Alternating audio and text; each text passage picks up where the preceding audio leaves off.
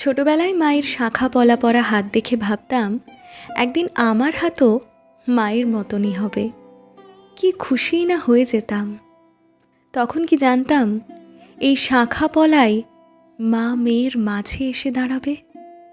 কোনো কিছুই মায়ের মতো নেই আর, শুধু আমার এই হাত দুখানাই আছে আমার কাছে মায়ের মতো দেখতে। রোজ সকালে উঠে যাকে মা বলে ডাকতাম, এমন একটা সকাল আসে মা বলে ডাকলে একটা অন্য মানুষ সাড়া দেয়। সেই চেনা গলাটা আর শোনা যায় না। যে জানালা দিয়ে রোজ আকাশ দেখতাম, সেই জানালাটা বদলে যায়।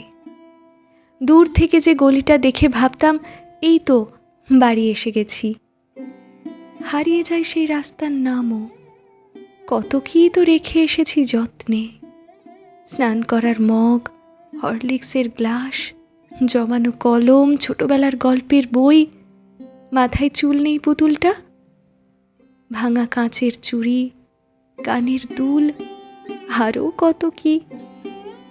আজ মনে হয় সত্যিকারের সেজে সংসার করতে করতে একদিন মাও বোধহয় ভুলে গেছিল সেই কিশোরীরও একটা পুতুল খেলার ঘর ছিল। মেয়েদের জীবনটাই অদ্ভুত, তাই না?